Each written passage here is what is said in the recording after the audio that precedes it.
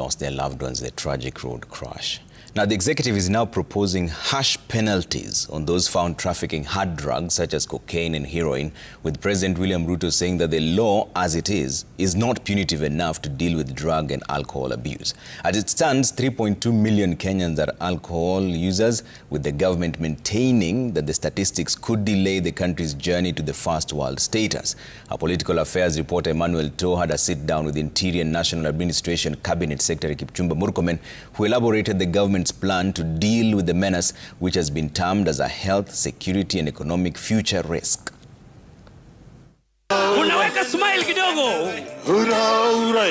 His New Year message was specific on the biggest hurdle yet to the ambitious 5 trillion shilling journey to Singapore.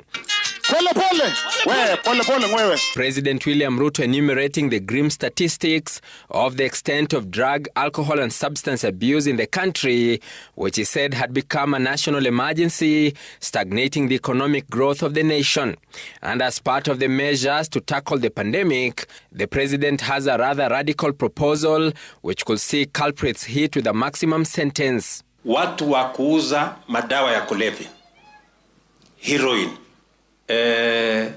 cocaine, mtu kama huyo anaenda kunyongwa. In an exclusive interview with Citizen TV, Interior National Administration CS Kipchumba Murkomen also made a case for the change of law, drawing parallels with how other first-class countries are dealing with the menace.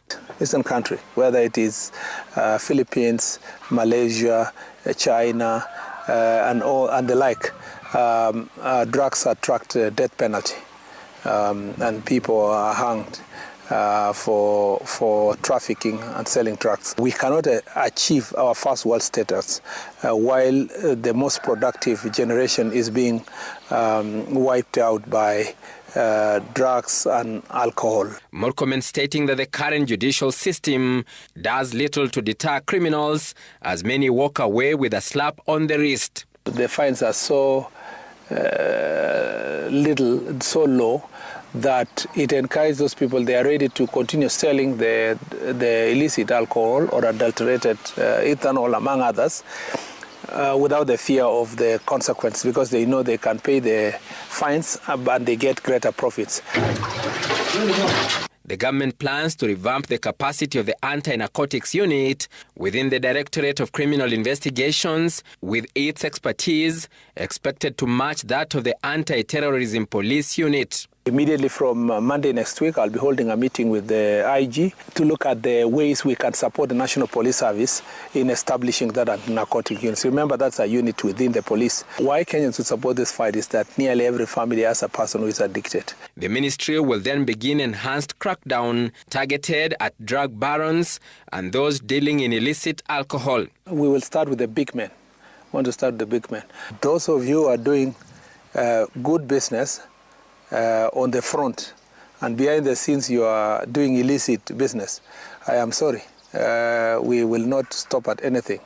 We will do everything possible to ensure that you are smoked out. The CS saying traffickers have, however, advanced their tricks to ensure long-term addiction and especially focus on youth from well-off families who sustain use. 1 in every 6 Kenyans aged between 15 and 65, that is over 4.7 million people, are currently using at least one drug or substance of abuse. The burden falls heaviest on men and young people. 1 in every 3 Kenyan men in this age group uses drugs or alcohol. Among young adults aged 25 to 35, 1 in 5 is affected. Alcohol remains the most widely used substance, with more than 3.2 million current users. Emmanuel To, Citizen TV, Nairobi.